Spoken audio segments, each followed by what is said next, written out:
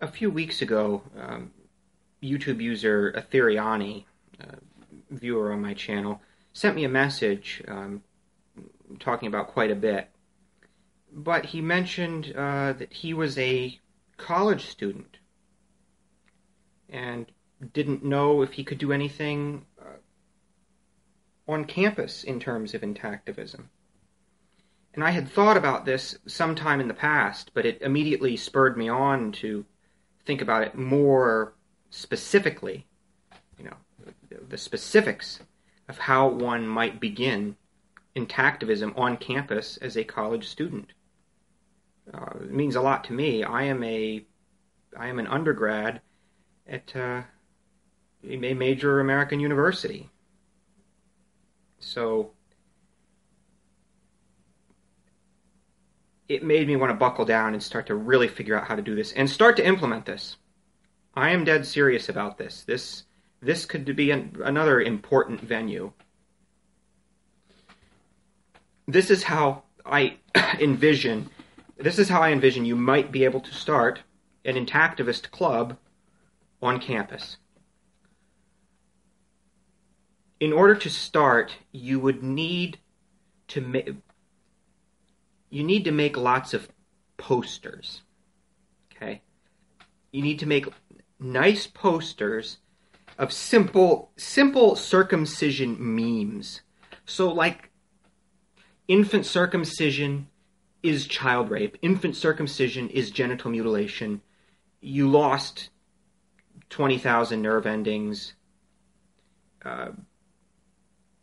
With that image of the boy being circumcised, like actual imagery of circumcision, that's powerful. Hey, you're missing half your penis. Kind of confrontational stuff, okay? These are rowdy young people. They can take it, and they're going to throw it back at you. Well, we'll get to that in a moment. But you need to come up with some good posters. Good posters. And put some contact info at the bottom. Infant circumcision is genital mutilation. Image of the boy being circumcised. Blah, blah, blah, university, Students for Genital Integrity, SGI. I actually think people are starting these. I've heard Students for Genital Integrity before. And then put some contact info. Probably like an email account, but not your email account, not your personal email account. I mean, people, you're really going to have to put yourself out there. And if you want to remain semi-anonymous in terms of your exact identity, that's okay.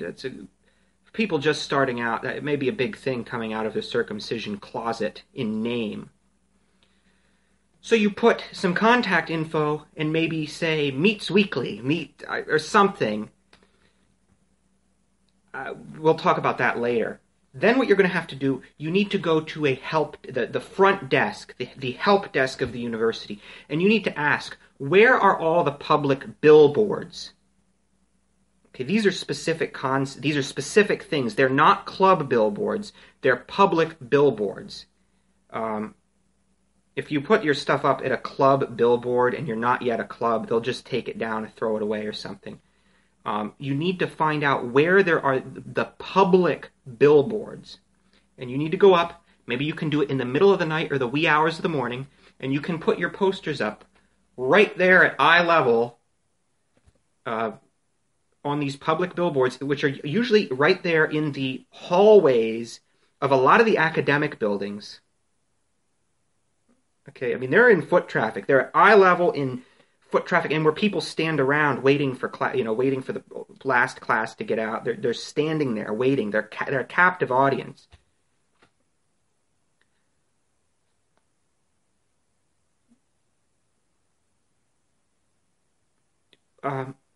So once you've done this, maybe you'll start getting some pings in your email inbox, some interest. Okay, this is where you may begin to meet. If you're not officially a club yet, you're probably not going to be able to officially get a room or reserve a room. You may be able to reserve a room. It's debatable, but you may not even bother with that. You may just go into the academic buildings and find empty rooms. I know a lot of startup clubs end up doing that, and just stake it out, make sure it's clear on a given night, and then send everybody out an email. We're going to meet here, subject to change, or whatever. I'd stake out the room beforehand and meet. And I don't know, I'd get there early and I'd let other people walk into you. And that's the good way to do things. It's a professional way to do things. And I'd do an introduction, a short, sweet, to the point of why you're there, why you're doing what you do. I mean, my God, we live in a country where they cut off parts of babies' penises. This country rapes babies. That's a fairly simple intro. I mean, maybe you can do an icebreaker where everybody explains their background or their history. I mean, I don't know how you can do it without putting people on the spot a lot. But I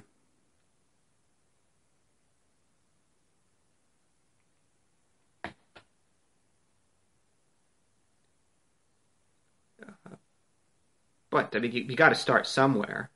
And then you can just start dialoguing and think tanking. You don't necessarily have to have a protest agenda or something, but you can just dialogue and think tank, or maybe make YouTube videos, or maybe start doing activism. It can flower, it can flourish from there, but it can start small. So you start getting people. You're probably going to have to keep putting up signs because the university naturally cycles some of them out. People will probably rip them down in fits of rage. Well, maybe. I don't know. I really don't know. But you start to gain people. You start talking to people. You start to maybe put together an email list where you're communicating with people. And eventually you may get to the point where you're ready to find a professor willing to sponsor the club. This is typically how it works. And you get a club advisor. And you may have to probe around somebody. I mean, I'm sure there's some intellectually honest person on college campuses that's willing to sponsor you. There must be. And at this point, you're an official campus organization once you just file a form or something, file a few forms. You're an official campus organization. You can reserve rooms. You can reserve halls. You can use both the public billboards and the club billboards to put up your messages.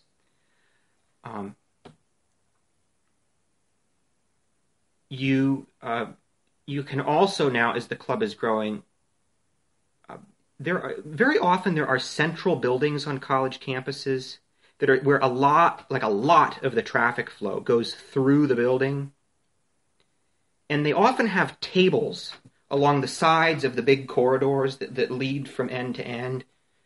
And people often, they'll set up, you often have to reserve the tables, but sometimes you can get them without reservation.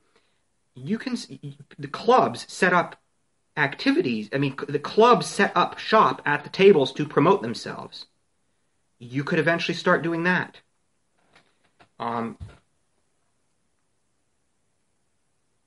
Something that isn't really contingent upon being a club is there are often free speech areas on college campuses. I mean, as far as I'm concerned, this country is a free speech zone from sea to shining sea, but there are often areas that are more often than not used and accepted as places of protest, and you may consider gathering there and holding a little intactivist protest. There are often places, particularly where the town meets the university, where a lot of the traffic comes in, like the foot traffic is pouring in from the town into the university. And it's like the main drag coming up from town into the university. And very often there's a big sidewalk or open area right there, like a European, set town square, palazzo. And you could set up shop there. I mean, I'm thinking of this one place at my college that is exactly what I'm talking about. And numerous numerous organizations set up shop there. Huge exposure to foot traffic, all kinds of different things. And then that's another thing. American culture is obsessed with football, college football. On weekends, college campuses are alive with all kinds of people, parents, kids, in the downtown area where the colleges meet, the town where they meet, often getting food and doing all sorts of stuff in the afternoon prior to the, morning and around lunchtime and noon before the game. Boy, is that a target-rich environment. Holy crap. Another thing that is contingent on becoming a club, an official campus organization, a club, is that you now get funding from the university, often to the tune of $1,000, $1,500. I've heard all the way up to $2,500, $2,500. I mean, what a great way to funnel some money back from society toward the cause of banning circumcision and getting justice for the victims and punishment for the perpetrators. And that money can cover the expenses to make the posters. It can cover travel expenses if you want to travel. It can cover, I don't know, if you want to bring in a speaker. You could use some of that money and give it to maybe Bloodstained Men or give it to 4Gen. That's going to a good cause. But this can happen. This is another great idea.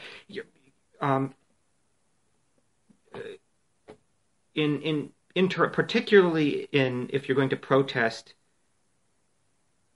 at the gates where I described where the college meets town, you're going to be interacting with a lot of college students, and a lot of these people are going to be giving you the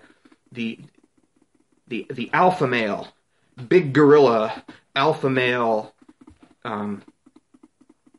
attitude, and I think this is where you're going to have to just shoot right back in their faces, the most vicious.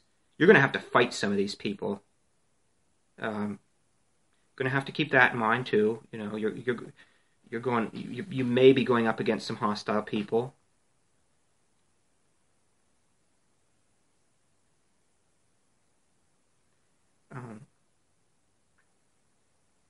But this is just so great. I feel like we are on the cusp. We are on the cusp of something big in intactivism right now. I can feel it. And campus intactivism could very tightly complement my idea of school protests in greatly expediting the fall of the American infant circumcision industry. So tell me what you think about this. I'm really excited to see what you think and to see where this could go. This could be big. This could be big. So tell me what you think, folks. Bye-bye.